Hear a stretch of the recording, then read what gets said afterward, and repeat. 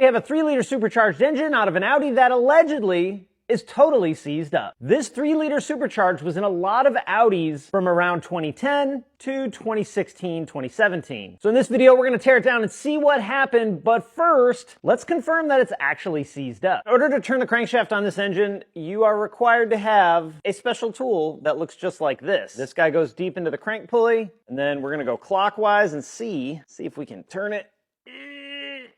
Yeah, I shouldn't have to work that hard to do it. Let's go backwards though, since this engine's toast anyway. Oh, it won't go either way. That usually, I'm lifting it off the stand. It's because I'm so strong. Usually, even when an engine locks up from timing chain damage, you can go backwards a little bit, but I can't move it at all. Ooh, that's not good. I'm gonna get some of this stuff off the front and out of the valley, and then we're gonna spin it around and start on the timing chain side. We'll start with the water pump first. Here's our water pump right here. Now you'll notice this little dinghy sticking off here on the side. This is actually a vacuum controlled water pump. Let's take it off and I'll show you how it works. Well, that just flopped right off. That's not what I meant to do. So here's our water pump. You can see the impeller right there. Right here is a metal sleeve. As I apply vacuum to it, that sleeve rises up. And what that does is that limits how much coolant the water pump can actually push to help the engine heat up faster. And if I let vacuum off, you can see it shrinks back down. It defaults down, so you're less likely for the car to overheat. Let's get this coolant pipe out of the way. This screw was missing on my S4 when I did the PCV valve. We'll take this water outlet off. Oh gosh. Well, there it goes. That came right off. Nice and super easy, barely an inconvenience. Next, we'll get the crank pulley out of the way. Now, I was told this car had a dual pulley setup on it, which means the lower pulley was replaced as well as the pulley on the supercharger and a tune to go along with it. And apparently running the stock charge cooler. I'm gonna take this cover off right here too, see what's behind it. I've actually never been this deep in one of these engines. It's a learning experience for all of us. Go ahead and pry this cover off. Oh man, this seems like a cover. If you ever had to take it off, you should get another one because it feels thin, thin, thin. Let's get rid of our thermostat and our PCV valve. The supercharger would live right here. So all this stuff is buried under the supercharger and there's lower intake manifold. If you want to DIY on this PCV valve, I've done that video. You should check it out. Thermostat. These PCV valves are a pretty common failure on this engine. Either the diaphragm ripping or mine actually failed because there's coolant passages in it and it pumped a bunch of coolant into the oil. Ooh, crusty. Because the chains are on the backside of this engine, I'm gonna unstrap. Sometimes a vehicle fails so spectacularly, it deserves a special place in history. Let's look at the biggest car industry failures of all time. And number 4, the Lincoln Blackwood. Today, the idea of a luxury pickup isn't too far-fetched, but Lincoln's turn of the millennium truck crossover flopped hard. One big complaint, the covered, carpeted truck bed wasn't practical. It's more like a glorified trunk. Only about 3,300 were made. Number 3, the Chrysler TC by Maserati. In theory, a Chrysler-Maserati collab could work.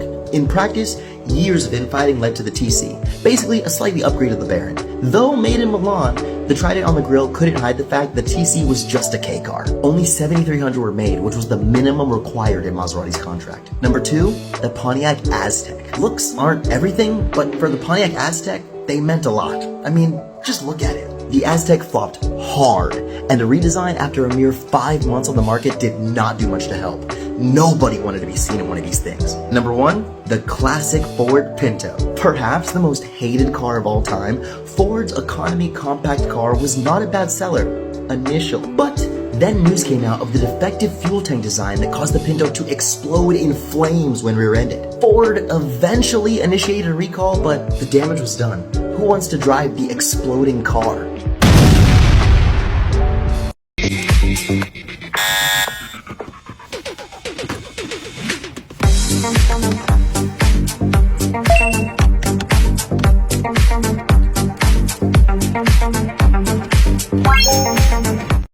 So guys, today I want to show something how we test blown out fuses. So blown out fuses inaweza kuwa ya power window, ya ignition, ya sijui nini, ya hizo vitu zote zenye module zote zenye ziko kwa gari. So I want to show you how we test blown out fuses. So in front of us is a 2019 Ford Ranger. It's a 3.2 6-speed. So it has got a problem. Inaingia on but high crank, inaingia on but high crank. So that is one problem.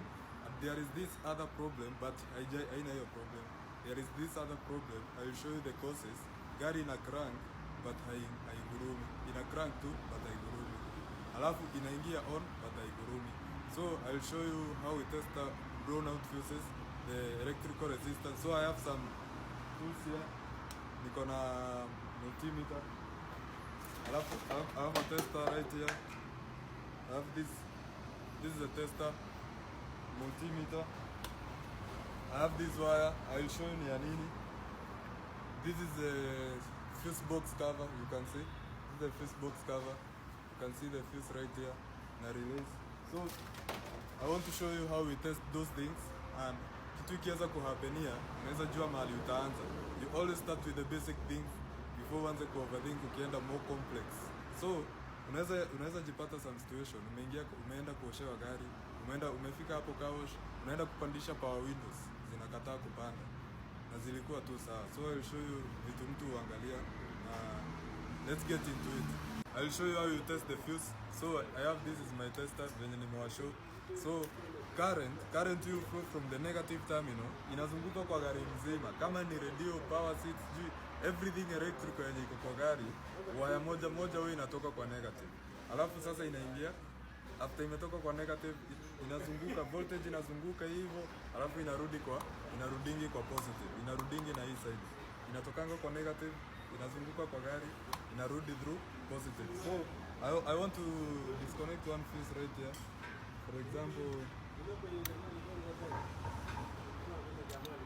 For example this fuse, this is a fuse. Unaona inakuwa na kanini hapo katikati yenye inakatikanga hiyo yenye iko hapo katikati. So ikikatika voltage inakosa kupita.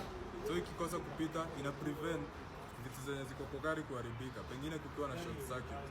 So fuse uchomeka ile time kuko na short circuit. So I'm going to show you how we go about it.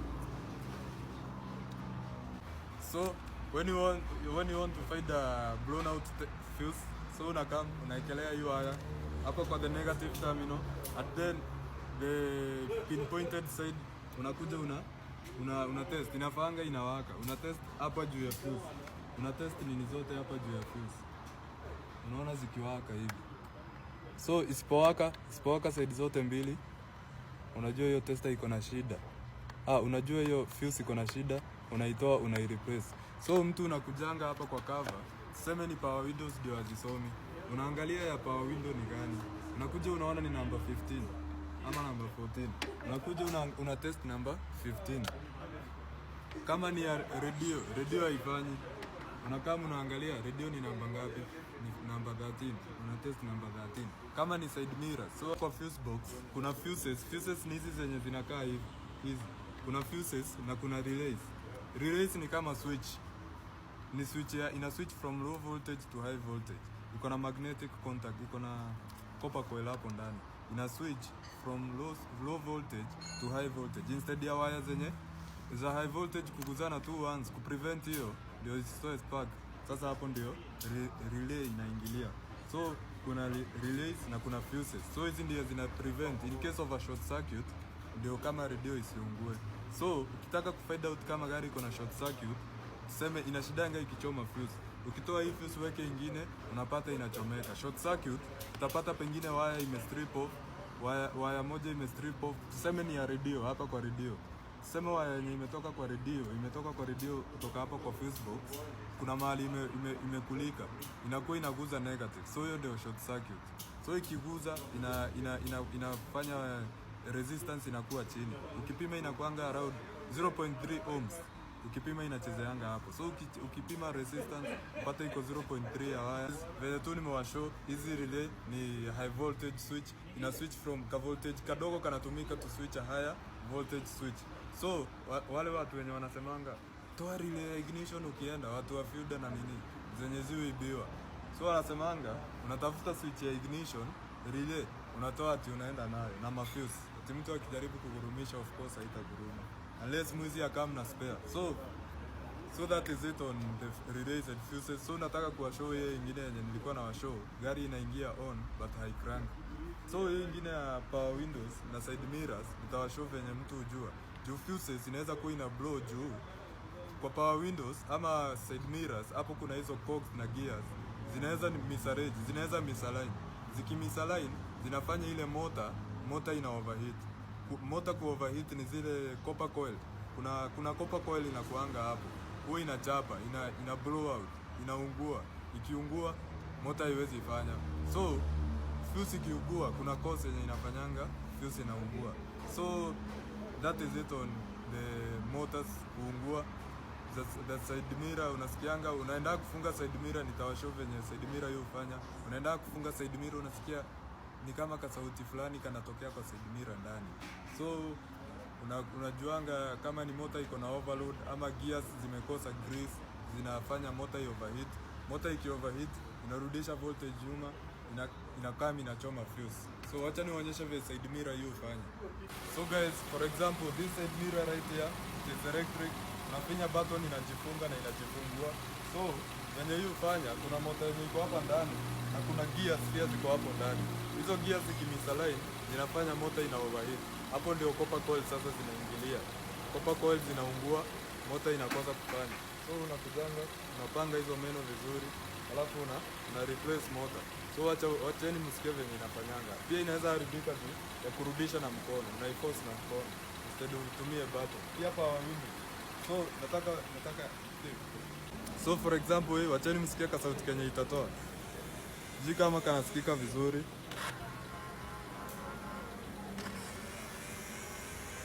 But sasa ikikwama inakuanga wazi, inazungukanga but hakuna mahali inaenda. Ama pia fuse hiyo ni nini inachoma mafuse huko mbele. Hadi power windows. Hizi power windows kuna motor yenye inafanya zinapanda hivi. Hiyo motor iki overheat, ikikosa grease, inaendanga inafika mahali inashindwa. So that is it on fuses. I want to show you venye nilikuwa naambia gari inaingia on but inakataa kuguruma. Unashangaa shida ni nini? So kama sahi for example, hii inaingia on vizuri sana. Unaona venye inaingia but haiwezi pita hapo. Hata ujaribu kujump-start mara ngapi, inaingia tu on. But sasa lazima huku ukijiuliza ni nini inaweza fanya ingie on ikatae kuguruma. So I'm going to show you shida iko wapi right away. So guys, nimeweka gari on venye unafaa unaweka on, alafu nitawaonyesha venye unagurumisha. So nitagurumisha, starter ndio iko na shida, juu inaingia on but haicrank. Starter inafaa inacrankisha gari. So first things first, starter inafaa icrank gari. Nitaicrank direct, tuone kama itaguruma. So let's get into it. Nitatumia haka kawaya fulani kugurumisha hii gari. Provided burake iko on. Unaguzisha hii kwa positive, alafu hii unaguzisha kwa bendex ya starter, ndio inagurumisha.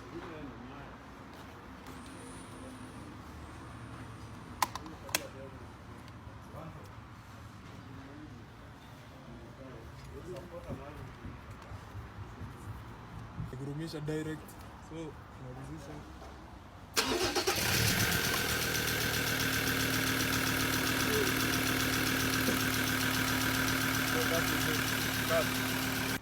So guys, that is it on blown out fuses. So hivyo ndio mtu hujua blown out fuses. Pia unapatanga kuna ground zenye ziko loose. Ground ni earth wire. So mtu upitia kila kitu, unahakikisha kila kitu iko sawa. Unapata kuna gari ukigonga pothole inajizima, ukinyeshewa inajizima, ukifanya nini inajizima. So you just start with the basic things before we get into the complex things venye niliwashow. So hivyo ndio mtu test hizi mafuse. So thank you. Brothers, this car is owned by Diddy. I was just ready to leave this morning. It is found that the engine on the instrument is faulty after starting, and the alarm lamp is on. If he was afraid of starting again, he scrapped the engine. So he asked me to come and help him anyway. Let's see if we can fix it for him. First, test run and start it. Then you can see that the engine failure warning lamp will not go out after it is started. That must be abnormal. Well, let's go to the front. When many people saw the engine failure, the light came on. I thought the engine was broken, but it wasn't that serious. It's the connection between them and the engine. Then let's check if there is any problem with the line. Look, this is the engine. Do you see the computer? The sensor and actuator are installed nearby. Let's check one by one. First, check whether these plugs are plugged in properly. This plug is plugged in. Check the throttle valve. There is no problem with the straight plug. There is no problem with the plug of the fuel injection nozzle. Take a look at the oxygen sensor. This is an oxygen sensor. Wow, look at this. There is no problem with this. It is not broken. And then the rear tilt sensor. No problem. Cut them all open. Okay. The cause of the problem has been found. Come on, look, see. The wire below the plug of the carbon canister solenoid valve is broken. I know why. Look again. Do you see this print, and here? Do you know how it came about? Look what this is. Do you know this? Mouse shit is bitten by a mouse. After finding the cause of the problem, it will be easy to solve it. Connect this wire back to it, and unplug it first. Turn this wire aside a little, and it's very easy to connect. It's basically broken. Open more. Then wrap the two strands together. If the wire of the carbon canister solenoid valve is disconnected, it will be connected when it is too late. When you go to the gas station for gas, jumping off the wall is very fast when the fuel tank is not full. At the same time, the gasoline smell in the car is also very strong. The engine failure warning lamp on the instrument will also light up. The docking is done, and then wrap this tape and insulating tape. Put this plug back in, okay. Put these things away first, it's convenient, put this back, the front ones are all installed. I'll get into the car and start it. I'll check the fault on the instrument. Alarm, will the alarm light go out? If it goes out later. Old irons, please give me a little support. I will start now. Open the key door first. Look, the fault light is on now. I'm going to start a fire. 3, 2, 1. 6. The problem has been completely solved. How about? Is it particularly simple? Pay attention to my daily car. Let's see if your car has this problem. When the fans were waiting for the traffic light yesterday, the injuries have been pulled so high. But the car still wandered forward. Fortunately, there was no traffic accident. Today, let's check him out. Look at the car and try it first. Thank you. Thank you. The army is too cruel. In fact, this problem is also very simple to solve. There is a problem with the handbrake. The handbrake is adjustable. It's usually under the cup holder. Let's pull it off first. You see, this is the adjusting screw of the handbrake. So what? Buy a sleeve from a hardware store for 3 or 5 yuan. Insert it into the screw. Tighten clockwise. Generally, 3 or 4 turns are enough. Okay, now it has been adjusted. Let's push it again. If you can't push it, old irons, give me a little support. Go. Remember, I can't push it at all. Let's loosen the handbrake and try again. Thank you. Hey, can you push it again? Explain, how about this problem has been solved? Is it very simple? I said brother soon paid attention to me. There are also 1,000 car knowledge. Really experienced drivers just need to touch this engine. Will know what vehicle failure. I will teach this skill to everyone for free. First, the engine shakes when starting from cold. Replace our engine foot rubber. Second, the engine shakes when the gas pedal is turned on. Release the throttle. Shaking disappeared. Need to replace the spark plug. Third, after adding fuel, press the gas pedal hard. The engine makes a very crisp clattering sound. Go to the repair shop. They said your car knocked the cylinder. In fact, only need to replace the gasoline problem can be solved. If you say your car is getting more and more fuel consumption, you have been to the repair shop many times, but the problem has not been solved. Open the gas cap and smell it. If there is a very obvious smell of gasoline, it's because our engines, this high-pressure oil pump, is broken. We just need to replace the pump. The problem can be solved. Follow me on the homepage to learn more about cars.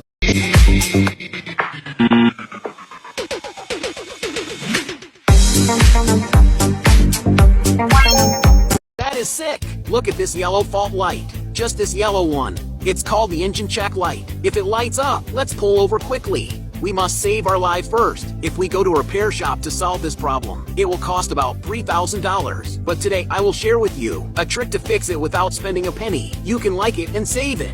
We just need to find this battery inside the front cabin. The plus sign is positive, the minus sign is negative. Then loosen the screw on the negative side. Take off the connector. Wait 5 seconds. Install it back. Let's tighten this screw. Okay, the screws have been tightened. Next, I'll get in the car and light the ignition. If the fault light disappears after a while, guys, please give me a like and support me. Let's apply the brakes first. 3, 2, 1, fire. Click! The fault light disappeared. Is this technique particularly practical? I'm Brother Tom. Follow me to learn car knowledge every day.